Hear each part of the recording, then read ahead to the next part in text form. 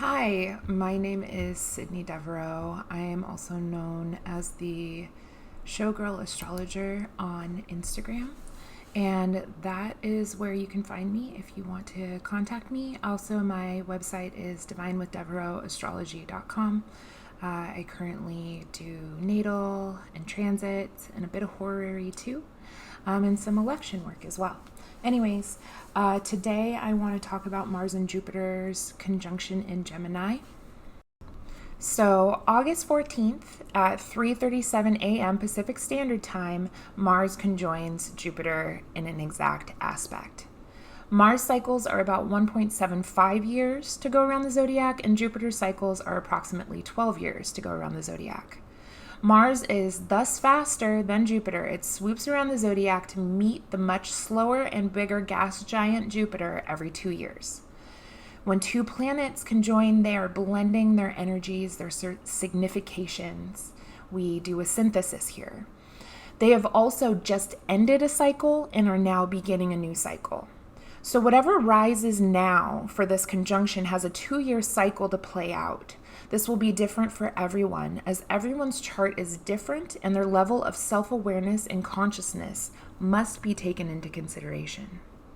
All right, here are some previous dates to consider when we think about Mars and Jupiter conjoining.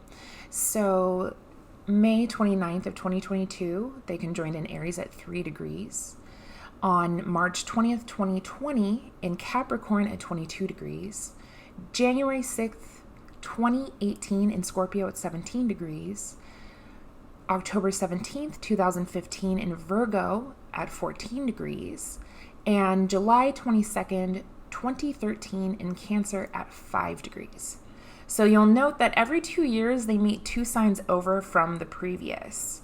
Everything comes in cycles. And just to be clear, you can do this with any 2 planets in a chart. So depending on the sign that Jupiter and Mars are in, for this conjunction, you can determine the strength or comfort that they have in that sign, right? So for example, Jupiter exalts in Cancer and Mars is fallen in Cancer. So really, Jupiter would have the upper hand here. Jupiter is really comfortable in Cancer. It loves being there. And Mars does not like being in Cancer. It does not like being there. He's uncomfortable. It's also a strength kind of thing. And conversely, Jupiter is fallen in Capricorn. The restriction, the structure doesn't really like the expansive nature of Jupiter. And Mars exalts in Capricorn, right? It has all of the tools and resources it kind of needs in order to be, strong, determined, powerful. So this can somewhat determine which planet might have the upper hand when they meet. Mars is a masculine planet belonging to the nocturnal set. He's hot, dry, fiery. He's a planet that signifies the will, anger, aggression, cutting, energy, drive, risk-taking, bold actions. He is, quote unquote, the author of quarrels and more. Jupiter is also considered a masculine planet. He's temperate, abundant, relaxing, liberating, warm, and somewhat moist, confident, optimistic, expansive, exaggerating, wisdom-seeking, higher learning, and also signifies the philosophies one may hold or pursue in any given chart. Traditionally, Mars is considered a malefic, having more malefic tendencies for those born by day after sunrise, and more constructive tendencies for those born at night after sunset. Malefic means, quote unquote, bad, spooky. Now, this is a kind of an extreme traditional term, so, try not to take that on as like wherever Mars is, super hard or super bad or anything like that. This is just kind of the traditional words that we use in order to kind of understand how these planets can work in a chart. Jupiter is considered the greater benefic, the good planet, having more positive significations in a day chart and less so by night, but still considered a benefic, still considered the good doer, even in a night chart. So now we kind of blend those significations, right, of the planets with the sign Gemini. Gemini is communication, processing, communication, data, conversation, that sort of thing. So Mars-Jupiter conjunctions in Gemini can signify, this is not exhaustive by any means, bigger conflicts, bigger actions, bigger sense of confidence in a night chart, amped up aggression or will to succeed in one's endeavors, can amp up one's courage, can make one bold in speech, confident in how one communicates, constructive conversations around one's philosophies and held beliefs. Jupiter can temper Mars and make it more congenial, less angry, and thus more optimistic. A drive to engage in bigger philosophical topics, but in a superficial sort of way. That's kind of the Gemini part of that. It can bring strife to long journeys. That's the Jupiter part. Bring a lot of energy and action in one's journeys. Bring strife to higher education. Help one pursue one's goals and higher forms of knowledge. Think degrees, PhDs, and the like. This is a desire, Mars, to explore, Jupiter, one's thoughts, Gemini, around any given topic, but also could be around like God or philosophical sorts of things, spirituality. That is more of like a Jupiter 9th house signification, etc., etc. This is not exhaustive. This, I also think, is kind of interesting because we have the rise of AI. It's these bigger forms of learning platforms, right? These things that kind of gobble up data and spit out stuff. I think Jupiter and Gemini is very much a part of that as well. So we're going to use a traditional view when we talk about the houses in which these things are going to be happening, and using whole sign houses just because it's easier for any general sort of talk that you would be potentially having with the public that wants to engage with their chart as well. So in any native's chart, that's a personal birth chart, you'd want to see where these two planets meet and also what houses these planets rule in order to synthesize how these planets behave in your chart, and also take into account the sect of the chart. Is this a day chart or is this a night chart? Dignity. That means how the planet behaves or has the ability to behave. Does it have all the tools it needs to be able to act in all of the ways that a Mars or a Jupiter would want to in its purest, most distilled form? We want to take into any considerations any afflictions or contacts with other planets that would need to be taken into account here. What signs these planets are in inside of the chart. So the signs, Aries, Taurus, Gemini, etc., flavor, like an adverb, the planet, which is the function. We also want to take into consideration what houses Mars, so Aries and Scorpio, which is ruled by Mars, and Jupiter, Jupiter rules over Sagittarius and Pisces, as these are what houses will ultimately be affected for this transit. So there's the where this conjunction happens, and then the place that it ultimately will affect. And that would be two different houses. So it happens in one, but it affects two places, and then everything just kind of gets synthesized together. That's why we can spend a lot of time looking at charts. Jesus Christ. Collectively, though, we can look at Mars, Jupiter, and Gemini potentially as a time of heightened intellectual dramas and arguments that could happen inside of philosophical arenas. I also think like ethical arenas, that's that AI thing again. Perhaps heightened, which is Jupiter, right? It amps. Aggression, that's Mars. In travel, that's the Gemini part. That's also Jupiter can also be a part of long distance travel. So there's a travel signification here, I think. The expression of new and vigorous ideas, that's Gemini, and data, Gemini, and impulsiveness to share ideas, right? That's Mars and Gemini, like wanting to be verbally combative, but like in an even more amped up, expansive sort of way.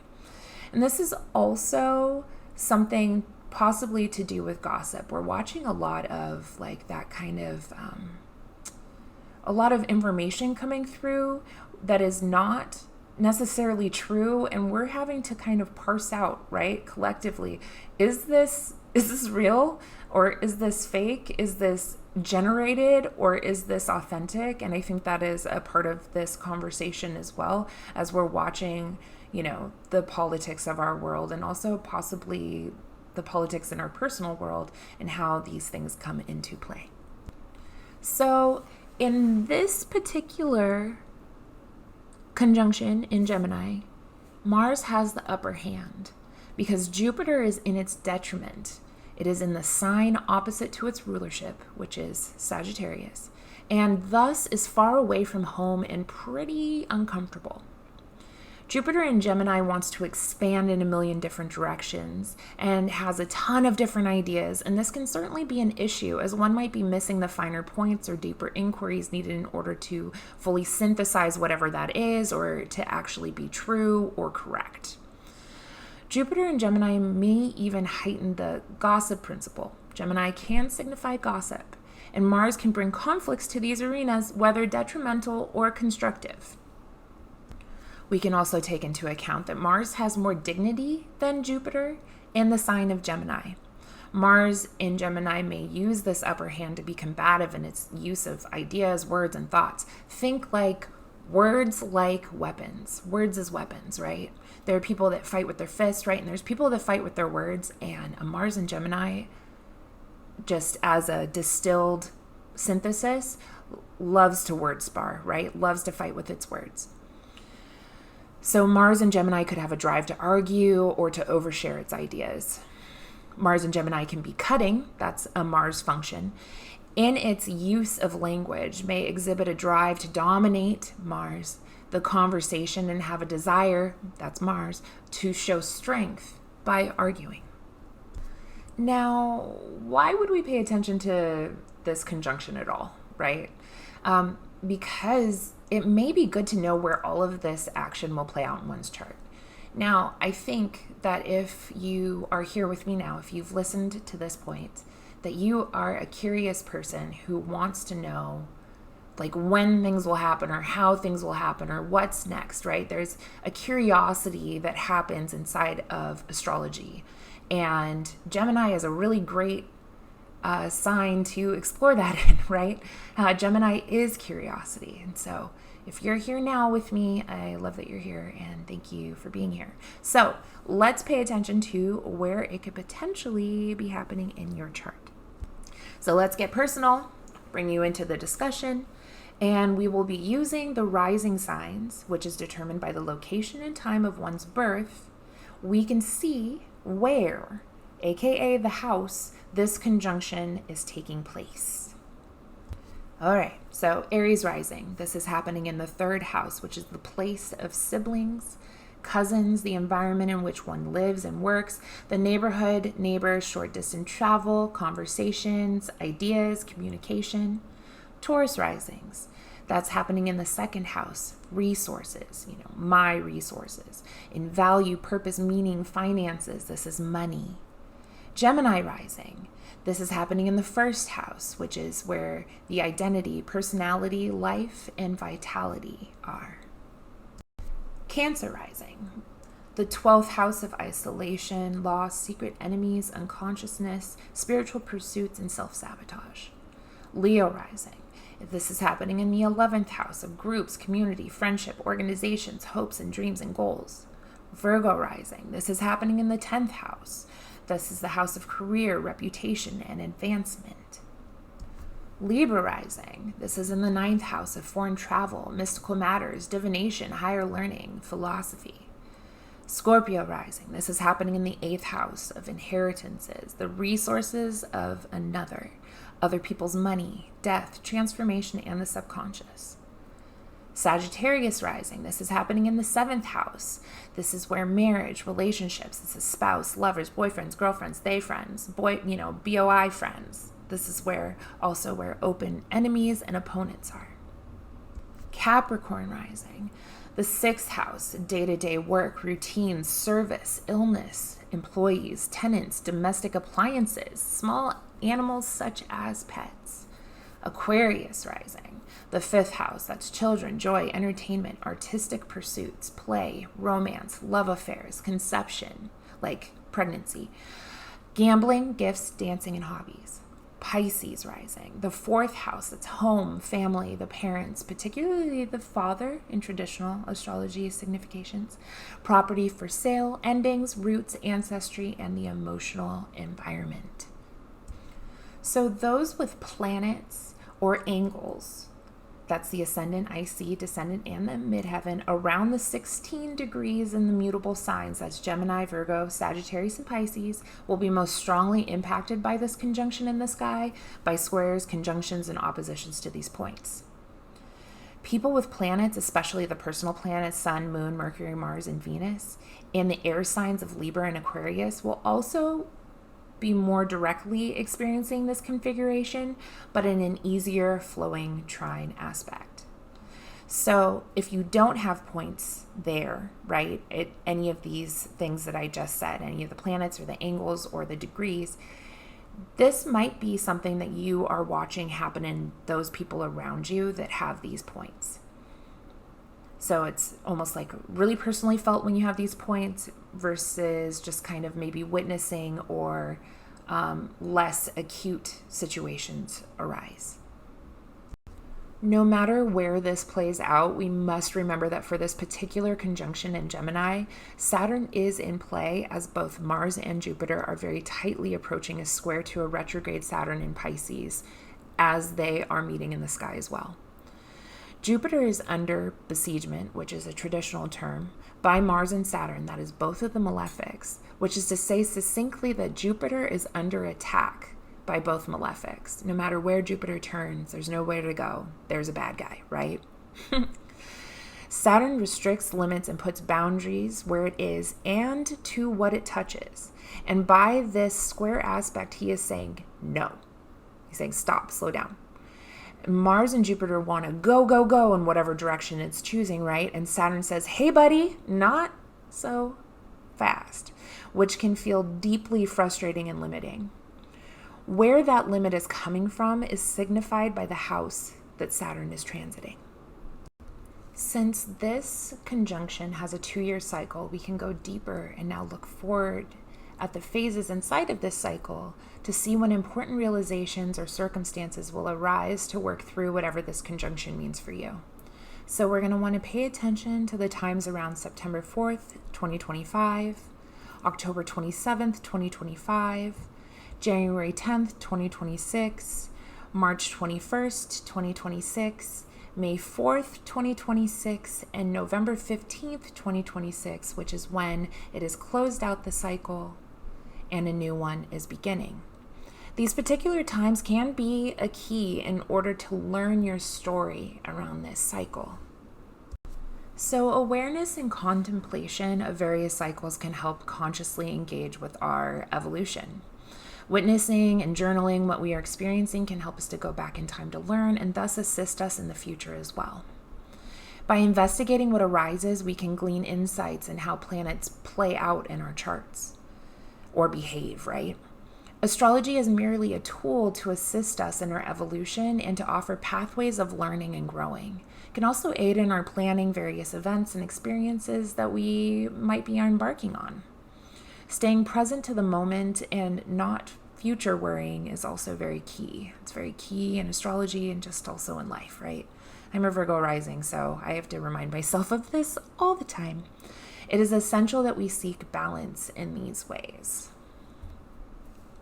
So, where is this conjunction of Mars and Jupiter occurring in your chart? I would love for you to let me know.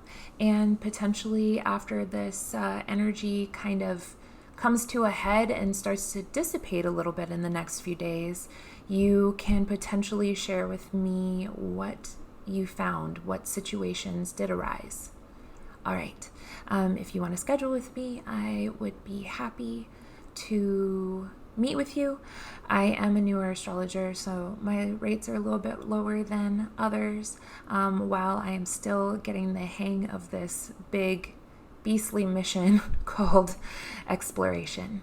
All right. Have a great day. Thank you for hanging out with me for a little bit.